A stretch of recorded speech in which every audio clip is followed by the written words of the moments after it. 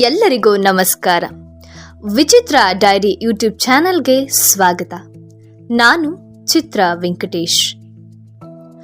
ನಾವು ಪ್ರಪಂಚದ ಶ್ರೇಷ್ಠ ವಿಶ್ವವಿದ್ಯಾನಿಲಯಗಳು ಯಾವುವು ಅಂತ ನೋಡಿದರೆ ನಮ್ಮ ಕಣ್ಣ ಮುಂದೆ ಬರುವುದು ಹಾರ್ವರ್ಡ್, ಆಕ್ಸ್ಫರ್ಡ್, ಕ್ಯಾಲಿಫೋರ್ನಿಯಾ, ಹೀಗೆ ಬಹುತೇಕ ಅಮೆರಿಕ ಅಥವಾ ಯುರೋಪಿನ ವಿಶ್ವವಿದ್ಯಾನಿಲಯಗಳು.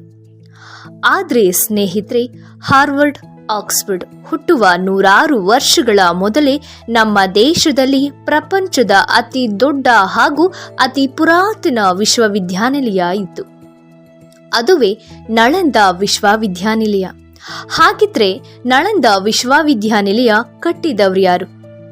ಅಲ್ಲಿ ಓದಿದ ಪ್ರಮುಖ ವಿದ್ಯಾರ್ಥಿಗಳಾದ್ರು ಯಾರು? ಜ್ಞಾನದ ಭಂಡಾರವೇ ಆಗಿದ್ದ ನಳಂದವನ್ನ ನಾಶ ಮಾಡಿದವರಾರು? ಹೀಗೆ ಇತಿಹಾಸದ ಕಾಲಗರ್ಭದಲ್ಲಿ ಹುದುಗಿ ಹೋಗಿರುವ ನಳಂದ ವಿಶ್ವವಿದ್ಯಾನಿಲಯದ ಬಗ್ಗೆ ಇಂದು ತಿಳಿದುಕೊಳ್ಳೋಣ. ಅದಕ್ಕೂ ಮುನ್ನ ಯಾರೆಲ್ಲ ನಮ್ಮ ಚಾನೆಲ್ನ ಸಬ್ಸ್ಕ್ರೈಬ್ ಮಾಡಿಲ್ಲ ಅಂದ್ರೆ ಸಬ್ಸ್ಕ್ರೈಬ್ ಮಾಡಿ, ಹಾಗೆ ಮೇಲೆ ಕಾಣುವ ಬೆಲ್ ಐಕಾನ್ ಒತ್ತಿ. ಸ್ನೇಹಿತರೆ, ನಾವು ನಳಂದ ವಿಶ್ವವಿದ್ಯಾನಿಲಯವನ್ನ ಇಂದಿನ ಬಿಹಾರ ರಾಜ್ಯದ ರಾಜಧಾನಿ ಪಾಟ್ನಾದ, ಅಂದರೆ ಅಂದಿನ ಪಾಟಲಿಪುತ್ರದಿಂದ 90 ಕಿಲೋಮೀಟರ್ ದೂರದಲ್ಲಿ ಕಾಣಬಹುದು. ಇದು ಹಲವಾರು ದಾಳಿಕೋರರ ದಾಳಿಯಿಂದ ಇತಿಹಾಸದ ಕಾಲಗರ್ಭದಲ್ಲಿ ಹುದುಗಿ ಹೋಗಿತ್ತು. 1861ರಲ್ಲಿ ಬ್ರಿಟಿಷ್ ಸಂಶೋಧಕ ಅಲೆಕ್ಸಾಂಡರ್ ಕನ್ನಿಂಗ್ ಮೊದಲಿಗೆ ಇದರ ಕುರುಹನ್ನ ಪತ್ತೆ ಮಾಡ್ತಾರೆ. ಆದರೆ ಅಂತಹ ಸಂದರ್ಭದಲ್ಲಿ ಅವರಿಗೆ ದೊಡ್ಡ ಕುರುಹುಗಳು ಸಿಗೋದಿಲ್ಲ. ಅದಾದ ಕೆಲವು ವರ್ಷಗಳ ನಂತರ, ಅಂದರೆ 1871ರ ನಂತರ ಬಿಹಾರದ ಸಬ್ ಡಿವಿಷನ್ ಆಫೀಸರ್ 1000ಕ್ಕೂ ಅಧಿಕ ಕೆಲಸಗಾರರೊಂದಿಗೆ ಸತತ 10 ದಿನಗಳ ಕಾಲ ನಳಂದಾದ ಪೂರ್ವ, ಪಶ್ಚಿಮ, ದಕ್ಷಿಣ ಉತ್ಖನನ ಮಾಡ್ತಾರೆ. ಇದರಿಂದ ನಳಂದಾದ ಸಂಪೂರ್ಣ ಚಿತ್ರಣ ಅವರ ಕಣ್ಣಿಗೆ ಕಾಣಬರುತ್ತೆ. ಅಂದಹಾಗೆ ಸ್ನೇಹಿತರೆ, ನಳಂದ ಸ್ಥಳ ಇರುವ ಜಾಗದ ಇತಿಹಾಸ ನೋಡ್ತಾ ಹೋದ್ರೆ ಕ್ರಿಸ್ತಪೂರ್ವ 6ನೇ ಶತಮಾನದಲ್ಲಿ ಬುದ್ಧನ ಮೊದಲ ಶಿಷ್ಯ ಎಂದಲೇ ಹೆಸರುವಾಸಿಯಾದ ಸಾರಿಪುತ್ರ ಹುಟ್ಟಿದ್ದು ಮತ್ತು ನಿರ್ವಾಣವಾದ ಸ್ಥಳ. ಕಾಲಾನಂತರ ಈ ಸ್ಥಳ ವಿದ್ಯೆ ಹಾಗೂ ಜ್ಞಾನವನ್ನ ಹಂಚುವ ಸ್ಥಳವಾಗ್ತಾ ಹೋಗುತ್ತೆ. ಕ್ರಿಸ್ತಶಕ 412ರಿಂದ 455ರ ವರ್ಷದಲ್ಲಿ ಗುಪ್ತ ಸಾಮ್ರಾಜ್ಯದ ಮೊದಲ ರಾಜ ಕುಮಾರಗುಪ್ತ ಇದನ್ನ ಸ್ಥಾಪನೆ ಮಾಡ್ತಾರೆ ಅಂತ ನಂಬಲಾಗುತ್ತೆ. ಮುಂದೆ ರಾಜ ಹರ್ಷವರ್ಧನ ಹಾಗೂ ಪೂರ್ವದ ಪಳರಾಜ ವಂಶಸ್ಥರು ಇದನ್ನ ಉನ್ನತಿಗೆಗೊಳಿಸ್ತಾರೆ. ನಳಂದ ಉತ್ತುಂಗದಲ್ಲಿ ಇದ್ದಂತಹ ಸಂದರ್ಭದಲ್ಲಿ ಕಲೆ, ವಿಜ್ಞಾನ, ಗಣಿತ, ಆರ್ಕಿಟೆಕ್ಚರ್ ಹೀಗೆ ಬೇರೆ ಬೇರೆ ಮಾನದಂಡದ ಮೇಲೆ 7ಕ್ಕೂ ಅಧಿಕ ಫೇಸ್ ಆಗಿ ವಿಂಗಡಣೆ ಮಾಡಲಾಗುತ್ತೆ. ಹೆಸರಾಂತ ಚೀನಾ ಯಾಂತ್ರಿಕ ಹ್ಯೂನ್ಸಾಂಗ್ ಪ್ರಕಾರ 10,000ಕ್ಕೂ ಅಧಿಕ ಸನ್ಯಾಸಿಗಳು ವಿದ್ಯಾಭ್ಯಾಸ ಮಾಡ್ತಿರ್ತಾರೆ. 1510 ಜನ ಶಿಕ್ಷಕರು ಇದ್ರು. ಇದು ವಸತಿ ವಿಶ್ವವಿದ್ಯಾನಿಲಯವಾಗಿದ್ದ ಕಾರಣ ಇಲ್ಲಿ ಕಲಿಯಲು China, Japan, Sri Lanka, Korea, Indonesia, Turkey ಹೀಗೆ ಪ್ರಪಂಚದ ಮೂಲೆ ಮೂಲೆಯಿಂದ ವಿದ್ಯಾರ್ಥಿಗಳು ಇಲ್ಲಿಗೆ ಬರ್ತಾ ಇದ್ರು. ವಿಜ್ಞಾನ, ಗಣಿತ, ಆಯುರ್ವೇದ, ಖಗೋಳ, ಆರ್ಕಿಟೆಕ್ಚರ್ ಹೀಗೆ ಬೇರೆ ಬೇರೆ ವಿಷಯವನ್ನ ಕಲಿತಾ ಇದ್ರು. ಇಂತಹ ವಿಶ್ವವಿದ್ಯಾನಿಲಯದ ವಿದ್ಯಾರ್ಥಿಯಾಗಬೇಕೆಂದು ಹಲವಾರು ಪರೀಕ್ಷೆಗಳನ್ನ ಎದುರಿಸಬೇಕಾಗ್ತಿತ್ತು. ಪರೀಕ್ಷೆಗಳು ಮತ್ತು ಸಂದರ್ಶನವನ್ನ ಎದುರಿಸಿ ಪಾಸಾದ ನಂತರವೇ ಇಲ್ಲಿಗೆ ವಿದ್ಯಾರ್ಥಿಯಾಗಿ ಸೇರ್ಕೊಳ್ಳಬಹುದಿತ್ತು. ನಳಂದದಲ್ಲಿ ಓದಿದ ಪ್ರಮುಖ ವಿದ್ಯಾರ್ಥಿಗಳು ಯಾರು ಗೊತ್ತಾ? ರಾಜ ಹರ್ಷವರ್ಧನ, ಆರ್ಯಭಟ, ಧರ್ಮಪಾಲ, ಚೀನಾ ಯಾಂತ್ರಿಕ ಹ್ಯಾನ್ಸನ್. ಅವರ ಜೊತೆಗೆ ಬೌದ್ಧ ವಿದ್ವಾಂಸನೆಂದೇ ಪ್ರಖ್ಯಾತಿಗೊಂಡ ನಾಗಾರ್ಜುನ, ಪದ್ಮಸಂಭವ, ವಾಸುಬಂಧು ಹೀಗೆ ನಳಂದ ವಿಶ್ವವಿದ್ಯಾನಿಲಯದಲ್ಲಿ ಓದಿದ ಬಹಳಷ್ಟು ವಿದ್ಯಾರ್ಥಿಗಳು ವಿಜ್ಞಾನಕ್ಕೆ ಹಾಗೂ ಗಣಿತ ಕಲೆಗೆ ತಮ್ಮ ಕೊಡುಗೆಯನ್ನ ಕೊಟ್ಟಿದ್ದಾರೆ. ಜ್ಞಾನ ಭಂಡಾರ ಆಗಿದ್ದ ನಳಂದವನ್ನ ನಾಶ ಮಾಡಿದವರು ಯಾರು ಗೊತ್ತಾ? ಯಾವ ಕಾರಣಕ್ಕೆ ನಾಶ ಮಾಡಿದ್ರು ಎಂಬುದು ಗೊತ್ತಾ? ತಿಳ್ಕೊಳ್ಳೋಣ ಬನ್ನಿ. ನಳಂದದ ಮೇಲೆ ಒಂದು ಬಾರಿ ಮಾತ್ರವಲ್ಲ, ಸತತ 3 ಬಾರಿ ಆಕ್ರಮಣವಾಗತ್ತೆ. ಪ್ರತಿ ಆಕ್ರಮಣ ಆದಾಗಲೂ ಮತ್ತೆ ಮತ್ತೆ ಕಟ್ತಾ ಹೋಗ್ತಾರೆ. ಆದರೆ ಮೂರನೇ ಬಾರಿ ಬಖ್ತಿಯಾರ್ ಖಿಲ್ಜಿಯ ಆಕ್ರಮಣ ಎಷ್ಟು ತೀವ್ರವಾಗಿತ್ತು ಅಂದರೆ ಮರು ನಿರ್ಮಾಣ ಮಾಡಲು ಸಾಧ್ಯವಾಗದ ರೀತಿಯಲ್ಲಿ ನಾಶ ಮಾಡಿಬಿಡ್ತಾನೆ. ನಳಂದ ಮೇಲೆ ಮೊದಲ ಆಕ್ರಮಣವಾಗೋದು ರಾಜ ಸಮುದ್ರಗುಪ್ತನ ಕಾಲದಲ್ಲಿ.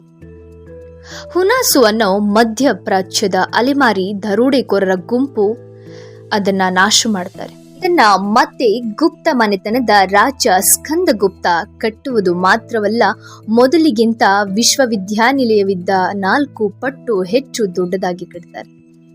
ಎರಡನೇ ಆಕ್ರಮಣ 7ನೇ ಶತಮಾನದಲ್ಲಿ ಬಂಗಾಳದ ಗೋದಾಸ್ ರಾಜವಂಶದಿಂದ ಆಗುತ್ತೆ. ಈ ಆಕ್ರಮಣದ ನಂತರ ಬೌದ್ಧ ದೊರೆ ಹರ್ಷವರ್ಧನ ಮತ್ತೆ ನಿರ್ಮಾಣ ಮಾಡ್ತಾರೆ. ನಿರ್ಮಾಣವಾದ ಕೆಲವೇ ವರ್ಷ ಅಂದ್ರೆ 1193ರಲ್ಲಿ ಇದರ ಮೇಲೆ ಬಖ್ತಿಯಾರ್ ಖಿಲ್ಜಿ ಕೊನೆಯ ಬಾರಿ ಆಕ್ರಮಣ ಮಾಡ್ತಾನೆ. ಈತ ನಳಂದವನ್ನ ಯಾವ ಕಾರಣಕ್ಕೆ ನಾಶ ಮಾಡ್ತಿದ್ದ ಅಂದ್ರೆ ನಿಖರವಾದ ಮಾಹಿತಿ ಸಿಗೋದಿಲ್ಲ. ಆದ್ರೆ ಕೆಲ ಇತಿಹಾಸಕಾರರ ಪ್ರಕಾರ ಬಖ್ತಿಯಾರ್ ಖಿಲ್ಜಿಗೆ ಯಾವುದೋ ಒಂದು ವಿಚಿತ್ರ ಕಾಯಿಲೆ ಕಾಣಿಸ್ಕೊಳ್ಳುತ್ತೆ. ಈ ಕಾಯಿಲೆಗೆ ದೊಡ್ಡ ದೊಡ್ಡ ವೈದ್ಯರಿಗೆ ತೋರಿಸ್ತಾನೆ. ಆ ಕಾಯಿಲೆ ವಾಸಿಯಾಗುವ ಯಾವ ಲಕ್ಷಣ ಕಾಣೋದಿಲ್ಲ. ಆಗ ಯಾರೋ ಖಿಲ್ಜಿಗೆ ನಳಂದದ ಬಗ್ಗೆ ಹೇಳ್ತಾರೆ. ನಳಂದದಲ್ಲಿರುವ ರಾಹುಲ್ ಶ್ರೀಭದ್ರ ಅವರು ಈ ಕಾಯಿಲೆಯನ್ನ ಗುಣಪಡಿಸಬಹುದು. ಇದನ್ನ ತಿಳಿದ ಖಿಲ್ಜಿ ಮೊದಲಿಗೆ ಒಪ್ಪೋದಿಲ್ಲ. ತಾನು ಮುಸ್ಲಿಂ ಆಗಿ ಒಬ್ಬ ಕಾಫೀರನ ಬಳಿ ಚಿಕಿತ್ಸೆ ತಗೊಳ್ಳೋದಿಲ್ಲ ಅಂತ ನಿರಾಕರಿಸ್ತಾನೆ. ಆದ್ರೆ ಆ ಕಾಯಿಲೆ ದಿನೇ ದಿನೇ ಹೆಚ್ಚಾಗ್ತಾ ಹೋದಾಗ ಯೋಚಿಸಿ ಕೆಲ ಷರತ್ತುಗಳ ಮೇಲೆ ರಾಹುಲ್ ಶ್ರೀಭದ್ರ ಬಳಿ ಚಿಕಿತ್ಸೆ ಪಡೆಯಲು ಒಪ್ಪುತ್ತಾನೆ. ಆ ಷರತ್ತು ಏನ್ ಗೊತ್ತಾ? ತನ್ನನ್ನ ಮುಟ್ಟದೆ ಯಾವುದೇ ಔಷಧಿ ಕೊಡದೆ ಹಾಗೆ ಗುಣಪಡಿಸಬೇಕು ಎಂಬುದೇ ಅವನ ಷರತ್ತು. ಇದಕ್ಕೆಲ್ಲ ರಾಹುಲ್ ಶ್ರೀಭದ್ರ ಒಪ್ತಾರೆ. ಆದರೆ ಕುರಾನಿನಲ್ಲಿ ಕೆಲ ಸಾಲುಗಳನ್ನ ತೋರಿಸಿ ಇದನ್ನ ನೀವು ದಿನ ನಿಮ್ಮ ಕಾಯಿಲೆ ಗುಣಮುಖ ಆಗುವ ತನಕ ಓದ್ತಾ ಇರಬೇಕು ಅಂತ ಹೇಳಿ ಹೋಗ್ತಾರೆ. ಅದಕ್ಕೆ ಒಪ್ಪಿದ ಖಿಲ್ಜಿ ದಿನ ಅದನ್ನ ಓದ್ತಾ ಬರ್ತಾನೆ. ಪವಾಡದ ರೀತಿ ಅವನ ಕಾಯಿಲೆ ಸಂಪೂರ್ಣವಾಗಿ ಗುಣವಾಗುತ್ತೆ. ಇದು ಹೇಗೆ ಸಾಧ್ಯ ಅಂತ ರಾಹುಲ್ ಶ್ರೀಭದ್ರರ ಬಳಿ ಕೇಳಿದಾಗ ಅವರು ಕುರಾನಿನಲ್ಲಿ ಕೇವಲ ಕೆಲವು ಸಾಲುಗಳ ಮೇಲೆ ಕೆಲ ಔಷಧಿಗಳನ್ನ ಸಿಂಪಡಿಸಿ ಬಂದಿರ್ತಾರೆ. ನಿಮ್ಮ ಕಾಯಿಲೆ ಗುಣವಾಗುವಂತೆ ಆ ಔಷಧಿಗಳು ಕೆಲಸ ಮಾಡಿವೆ ಅಂತ ಹೇಳ್ತಾರೆ. ಇದನ್ನ ಕೇಳಿ ಬಖ್ತಿಯಾರ್ ಖಿಲ್ಜಿ ಅತೀವ್ರವಾದ ಕೋಪ ಹಾಗೂ ಅಸೂಹೆ ಕೂಡ ಬರುತ್ತೆ. ಒಬ್ಬ ಕಾಫಿರನ ಬಳಿ ಇಂತಹ ಶಕ್ತಿ ಹೇಗೆ ಬರುತ್ತೆ? ಇವನು ಮುಸ್ಲಿಂ ಅಲ್ಲದಿದ್ದರೂ ಇವನ ಬಳಿ ಇರುವ ಜ್ಞಾನ ಭಂಡಾರ ಎಷ್ಟು ಎಂಬುದು ಅವನ ಅಸೂಯೆಗೆ ಕಾರಣವಾಗುತ್ತೆ. ಇದೇ ಕಾರಣಕ್ಕೆ ಅವನು ನಳಂದದ ಮೇಲೆ ಆಕ್ರಮಣ ಮಾಡ್ತಾನೆ. ಆಕ್ರಮಣ ಮಾಡುವ ವೇಳೆ ನಳಂದಾದ ರತ್ನ ಗಳಿಸದಂತೆ ಇದ್ದ ಅಲ್ಲಿನ ಧರ್ಮಗಂಜ್ ಎಂಬ ಗ್ರಂಥಾಲಯದ ಮೇಲೆ ದಾಳಿ ಮಾಡ್ತಾನೆ. ಆ ಗ್ರಂಥಾಲಯದ ಮಹತ್ವವೇನು ಗೊತ್ತಾ? ಆ ಗ್ರಂಥಾಲಯದ ರತ್ನ ಸಾಗರ, ರತ್ನದಧಿ ಮತ್ತು ರತ್ನರಂಜಕ್ ಎಂಬ 3 ಅಂತಸ್ತಿನಿಂದ ಕೂಡಿದ ಬಹುಮಹಡಿ ಕಟ್ಟಡವಾಗಿತ್ತು. ಅದನ್ನ ಬೆಂಕಿಯಿಟ್ಟು ಸುಟ್ರು. ಧರ್ಮಗಂಜ್ ಗ್ರಂಥಾಲಯ ಸತತ 3 ತಿಂಗಳ ಕಾಲ ಹೊತ್ತಿ ಉರಿಯುತ್ತೆ. ಬಖ್ತಿಯಾರ್ ಖಿಲ್ಜಿಯ ಅಟ್ಟಹಾಸ ಎಷ್ಟರ ಮಟ್ಟಿಗೆ ಇದ್ದಿತ್ತಂದ್ರೆ ಅಲ್ಲಿ ಇದ್ದ 10,000 ಸನ್ಯಾಸಿಗಳು ಮನಬಂದಂತೆ ಕೊಲ್ಲಲ್ಪಡ್ತಾರೆ. ಕೆಲ ಸನ್ಯಾಸಿಗಳು ಅಲ್ಲಿಂದ ಓಡಿ ಹೋಗ್ತಾರೆ.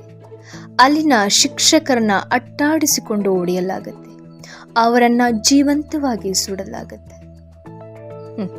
ಇಷ್ಟೆಲ್ಲ ದೌರ್ಜನ್ಯ ಮತ್ತು ಅಟ್ಟಹಾಸ ಕಂಡ ನಳಂದ ತನ್ನ ಅಸ್ತಿತ್ವವನ್ನೇ ಕಳೆದುಕೊಳ್ಳುತ್ತೆ. ಇತಿಹಾಸದ ಘೋರ ಅಧ್ಯಾಯ ಸೇರುತ್ತೆ ಸ್ನೇಹಿತರೆ. ನಳಂದ ನಾಶವಾಗಿದ್ದು ಕೇವಲ ಭಾರತಕ್ಕೆ ಮಾತ್ರವಲ್ಲ, ಇಡೀ ವಿಶ್ವಕ್ಕೆ ತುಂಬಲಾರದ ನಷ್ಟ.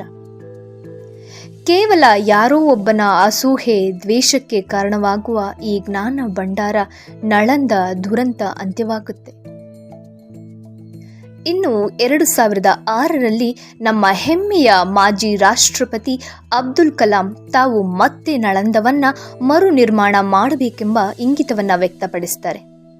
ಆ ನಂತರ ಭಾರತ ಸರ್ಕಾರ 2010ರಲ್ಲಿ ಇದಕ್ಕೆ ಶಂಕುಸ್ಥಾಪನೆ ಮಾಡಿ ಮತ್ತೆ ನಳಂದ ಎಂಬ ವಿಶ್ವವಿದ್ಯಾನಿಲಯವನ್ನ ಕಟ್ಟಲಾಗತ್ತೆ.